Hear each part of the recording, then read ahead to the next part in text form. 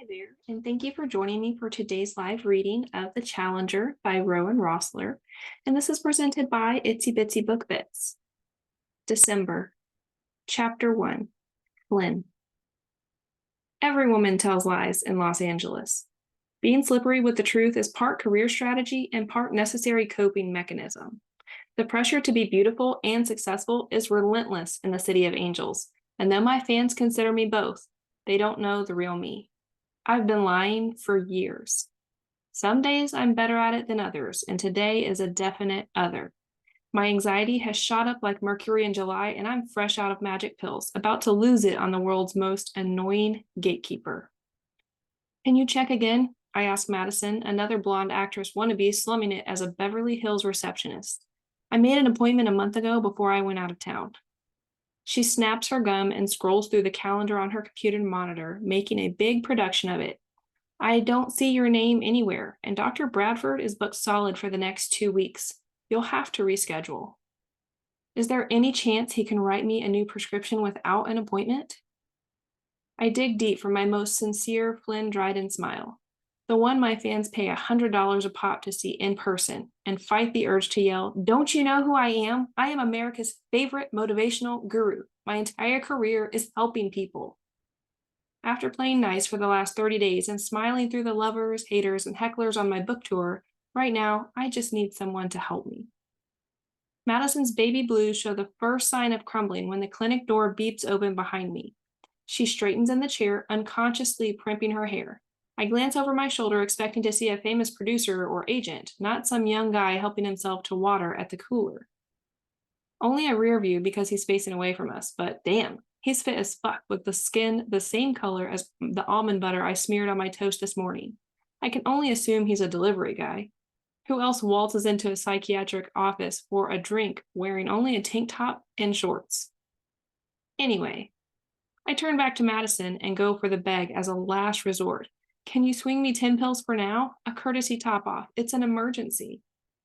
You know we can't do that. Not for Zoloft, she says, loud enough that anyone in the LA basin can hear. And according to this, she peers at that godforsaken calendar again. You're back sooner than you should be. With an unsteady breath, I ball both fists to avoid throttling her. Judgment on top of it all. She doesn't care. Get used to it. No one in the system cares. I whip around, ready to lay into this guy who's mistaken my business for his, but words dissolve like dust on my tongue. For the love of God. He's now lounging on the lobby couch with one arm draped along the top and his sneakers crossed on the coffee table like he owns the place. His mouth curls into a rebellious smirk that says, "I dare you to challenge me," and I plan to, right after I scoop my jaw up off the floor. It's kind of pathetic to stare so openly, but if there was a Mr. USA beauty competition, this smoldering Latino honey would bring the judges to their knees. "Cat got your tongue?" he asks. I clear my throat and wish I'd put some thought into my appearance before rushing down here. Some blush to brighten my pale skin or something more inspired than my curls pulled into a simple, messy bun. At least I'm in heels and a dress and not a hoodie. I was going to say that I'm right. His eyes bore into mine. Were they angry or just unhappy? Either way, I sense trouble and not the good kind. Why else would he be here? No, you're wrong. People do care. People other than Madison, I almost add. He studies me, gauging my sincerity. An eternal optimist. How encouraging, señorita. He rolls the R in señorita, and I feel it. Feel his tongue making a single letter an illicit event. I feel it in places where I probably shouldn't.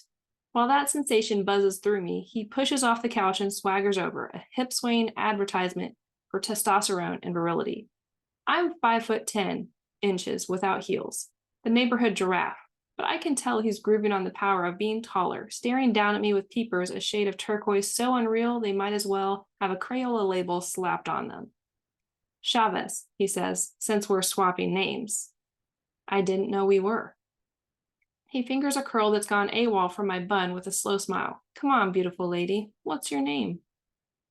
"My name is Flynn," I say, swatting his hand away, "and ask before you touch me, please."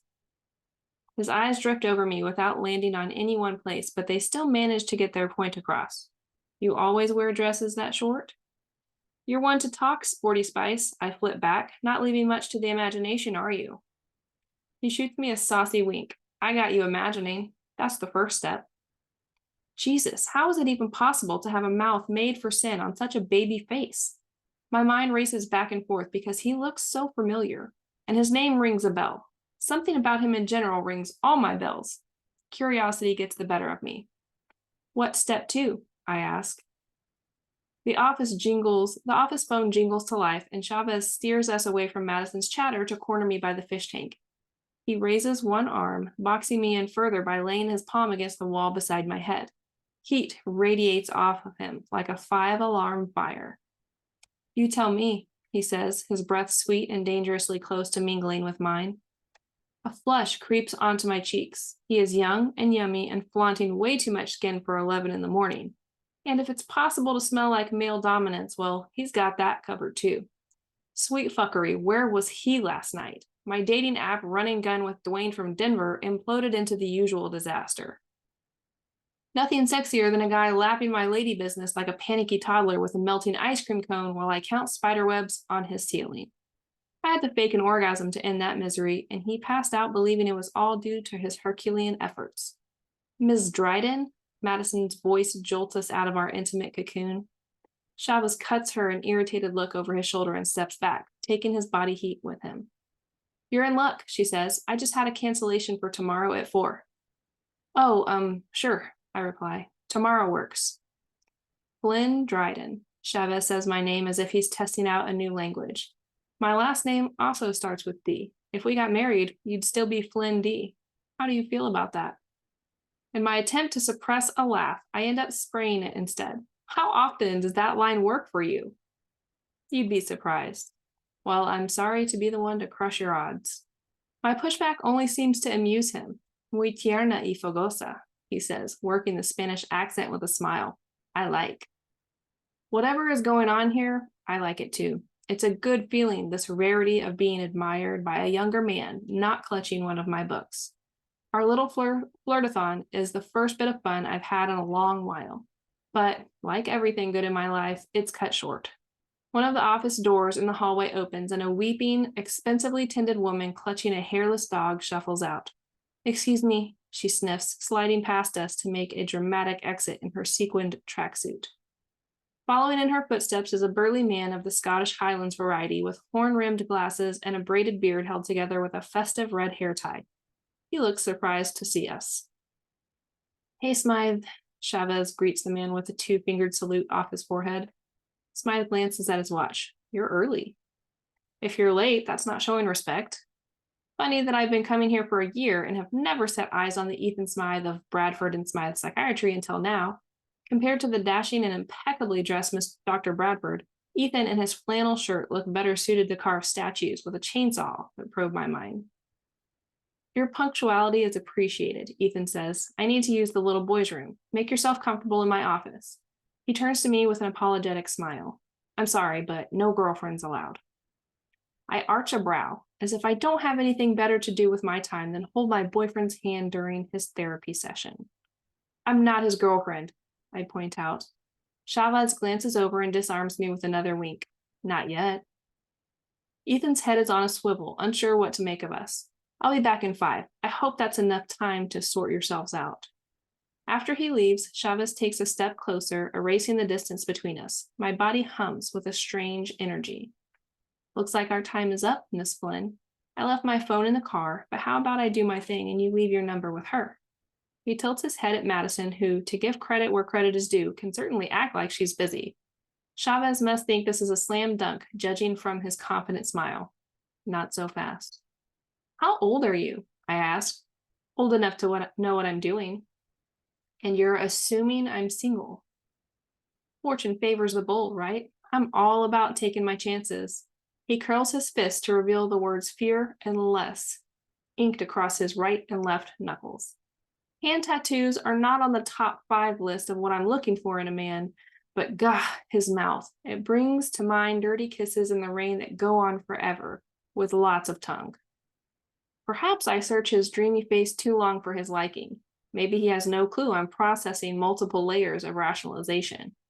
Or maybe it's a game for him after all.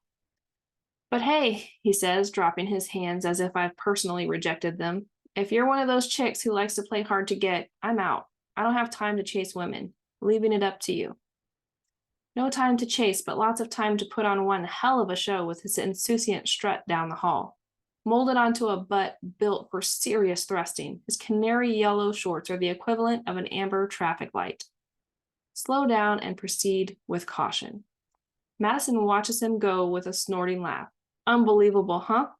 Some guys think they're God's gift to women. He probably figured since you're old, he could. Old? I interrupt. What I meant is, he's only 25. How do you know? He's plastered all over the internet, she says, emphasizing internet in the event I need a refresher on this marvelous invention. Supposedly, he got kicked off the tour for anger management issues. Madison is now 0 for 2 in keeping client information confidential, although the bubble of familiarity I feel with Chavez now makes sense. What's his band called? I ask. Not that kind of tour, the tennis tour. He's a tennis player. Chavez Delgado? She shrugs. I guess he's a big deal, or he was. Hearing his name in tennis sends a spasm through my right elbow, a ghostly reminder that at one point in my life, I knew who all the top tennis players were. I don't track the detailed comings and goings of the sport anymore, but you have to be living under a rock not to have heard of Chavez. I couldn't make the connection because the context was out of place. Who expects an infamous tennis star to slum it in a shrink's office with Enya warbling over the speakers? Just so you know, Madison adds, he asked for my number last week, but I didn't give it to him. It's your call if you want to leave yours. I'm more than a little interested to see where a future conversation with Chavez might lead, but there's no way I'm picking up Madison's sloppy seconds. Plus, I've made a vow never to date tennis players. It's too personal, a reminder of the scars, inside and out. And I've got enough on my plate, like the reason I came here in the first place, unshowered, without makeup, and a dress crumpled from lying on the floor overnight. All that, and Chavez still called me beautiful. A dark feathering sensation begins to choke my throat. I shut my eyes and tell myself, breathe, Flynn. Don't forget to breathe. You okay? Madison asks, genuinely concerned. No, I'm not, although I should be. I sell books by the truckload and host events streamed live onto 10 different countries. I'm my own freaking industry. But like I said, every woman tells lies in Los Angeles. So I tell Madison I'm fine, and no, I won't be leaving my number because I'm already seeing someone. And I get the hell out of there before another lie leaves my lips.